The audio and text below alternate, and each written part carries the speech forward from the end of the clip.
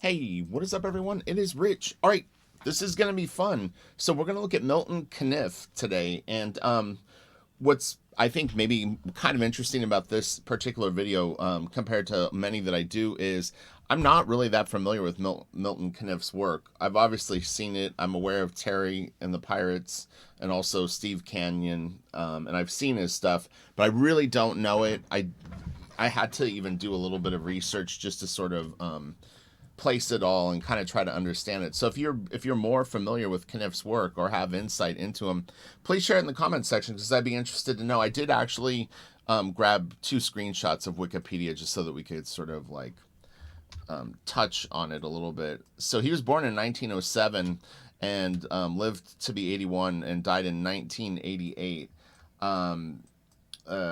He started with comic strips. He was originally from Ohio. He's pretty awarded cartoonist or comic book artist, what do you want to call it.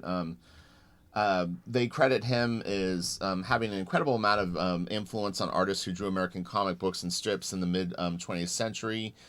They say evidence of this work can be seen in people like Jack Kirby, Frank Roberts, Lee Elias, Bob Kane, John Romita Sr., and more. You know, I was wondering where Will Eisner fit in this because when I was looking at his work, I felt like I have the two artist editions of Will Eisner, and it looks similar to me. It could just be the era that they were working in, and stuff kind of had a certain sort of vibe. And also, I remember seeing old sketches from Frazetta when he was like a kid or maybe in his early 20s that I thought kind of looked like maybe he had done some studies of some of the archetypes that Caniff uses. And then recognition awards. He's won a bunch of awards. One that caught my eye, which was kind of cool, is so he was awarded an Inkpot Award in 1977. I'm proud to actually say that I was actually awarded an Inkpot myself in 2018, I think, something like that. But you know, as someone who really only at that point has been a professional inker, I'm really proud of the fact that I received one of those, and it's kind of trippy because when I saw that in his credits, I was like, I have one of those. How that's rare, trust me. So anyway, all right, let's get to this. We are going to look at MILTON CANIFF and get our Caniff on. We're going to Caniff it up.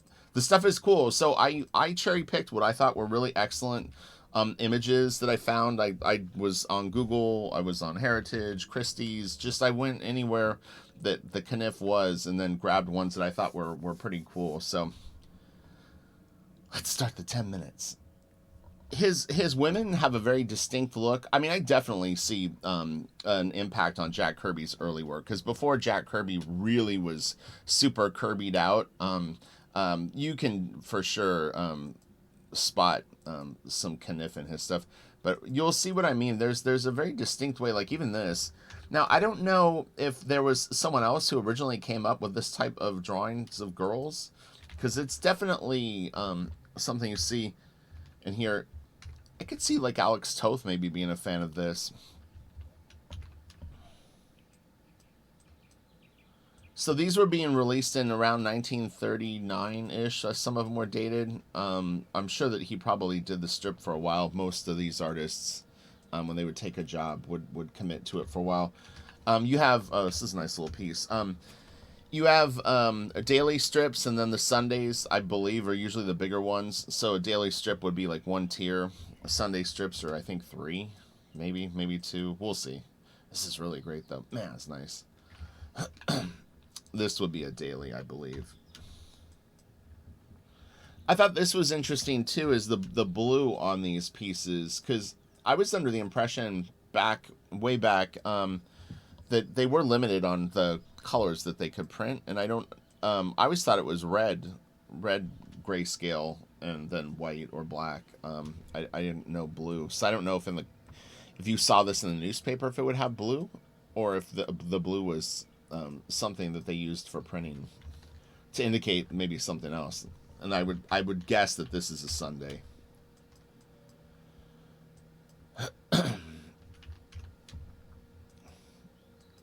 He's got a few panels with stuff like this. They're real nice. They read great small. Like when you look at it small, they're very like they look super epic.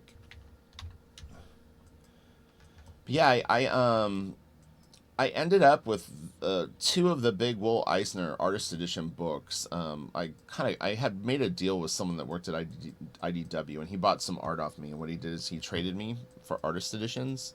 So I was able to get like I think 5 or 6 Artist Editions kind of for free. I mean, I gave him expensive art, but yeah, and when I could pick really any that they still had around that weren't completely sold out, and I just really was impressed by the Eisner ones. They were really really good, and there's still it's there's. I almost felt like, and I would have to look at it now. I almost felt like I wasn't ready for it, to be honest. Like it's a little too it's stuff that I'm not as familiar with, and you have to work harder to understand what they're doing in a way. It's interesting. Man, this is so good. Guy is tall.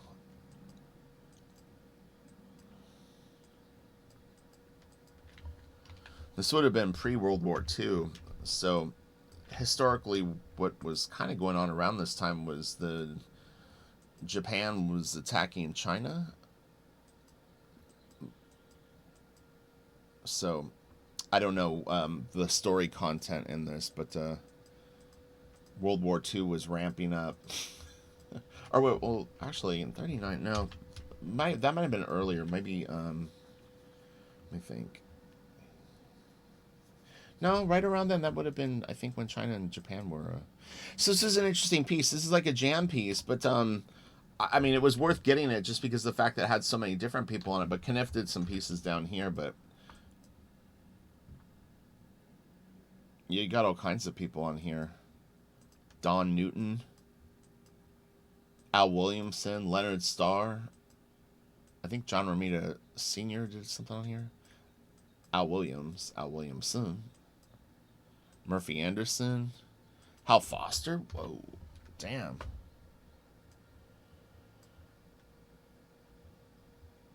And then Gil Kane, Frank Robbins. Man, that's so cool. Eisner. Very cool. Chester Gould, is that his name? Dick Tracy artist. That's nice. We might have to check his stuff out sometime. I thought this was interesting. This is pretty risque, as they say in olden terms. She's not wearing a lot of clothes. Daddy like. No, I'm just kidding. But well, actually, I'm not. No, but yeah, this is some outfit she's got on. Hubba hubba.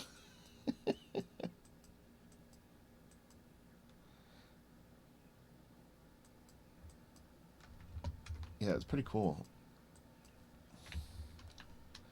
This is a nice one.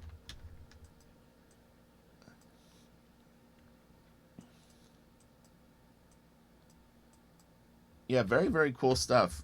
And fun to see. Fun to see from me. I was really really excited to do this video. I was looking forward to it. I got the art together last night, and I was like, man, this is gonna be fun. Stuff I haven't seen. Highly respected artist. Part of an influence chain that we're gonna sort of explore. Good times abound. This is really good.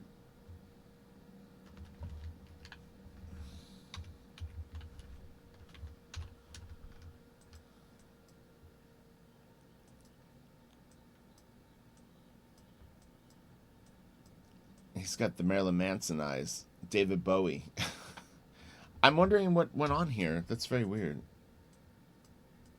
It's there. His eyes are normal. Is he a space alien? What is this? That's weird. If anyone's ever read this, what's going on with dude's eye? Inquiring minds want to know.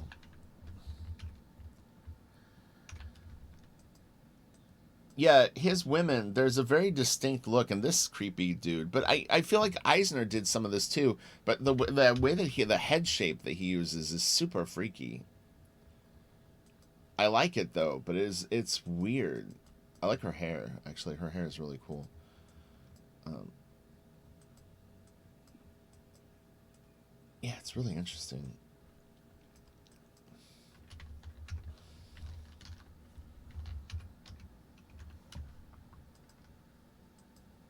Sorry, I'm trying to get some filters for my microphone because my microphone is a really good mic and it picks up the fan on my computer when I record these and it creates like a whirring sound. It's so freaking annoying on headphones. Oh my god. I tried to listen to one of my videos on headphones the other night and I was like, I can't do this. So if you're a headphone person and you hate my videos because of that, trust me, I'm trying to work on it. The filters were too powerful and they were clipping though when I was recording audio. So I will get it worked out, but I'm so busy right now. It's difficult to devote time to everything. But yeah, computer fan runs when I shoot these videos because OBS is cranking up the pull on my computer, and then freaking mic grabs it. I thought this was interesting. It's like she's clearly naked here, although the sheet obviously covers her up. And then this was kind of an interesting drawing because there's really kind of not enough room for her legs, like her feet. So, I mean, her crotch is like right about here. Her kneecaps would be here. I mean, I get kind of the thing, but yeah, you kind of had to squeeze her in. But that's the challenges. Even when you're a great artist, you know, there's only so much room in a panel. And in particular, if you've got a lot of word balloon action going on, you've got to squeeze stuff in. And the thing is if he would have reduced the size of the figure, like pulled the shot out more so he could fit more of her in it, then it would have read weird because the size would be like, why are you zooming out for the last panel? So I thought this was so cool. It's funny because this was probably drawn 80, 90 years ago, and it feels like the water is still wet in the paint. I thought that was really neat. It just looks like it was just made like seconds ago. All right, we're running out of time. This is a nice page, man. These guys are so freaky. This is cool. Man, this is so good. Imagine being like a kid and reading this back then. It must have blown people's minds. So this is 1940. This is nice too. I really like this.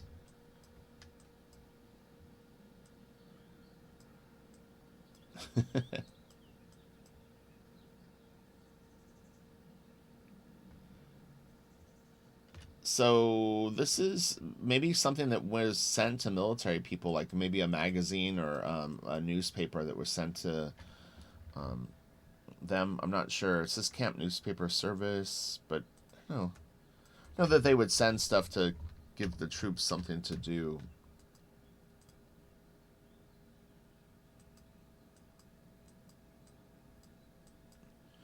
This was really trippy. Small, I thought it was tire tracks. I didn't realize what it was, but like when I saw it small, I thought it was like something maybe like ground into the dirt.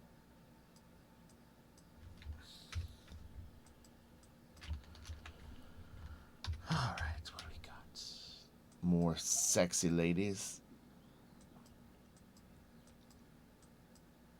That's a nice panel. Making out. Woo! All right.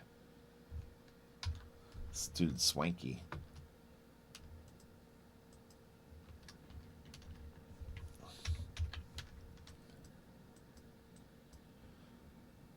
I like this panel right here. Oh, sorry. Brush. This panel. This is nice too, actually. All right, we're about at the end here. I don't want it to go too long. But yeah, Milton Caniff, really, really cool stuff. I wanted to just jump one behind Kirby. So next video, we'll do someone who was influenced by Kirby early in Kirby's career. So what we're looking for next is someone who, as Kirby is starting to become Super Kirby, was picking up on his stuff. Probably someone from the early 60s. Late 50s, maybe, something like that. So let me know a recommendation. I've been reading the comments, but I thought this was really cool.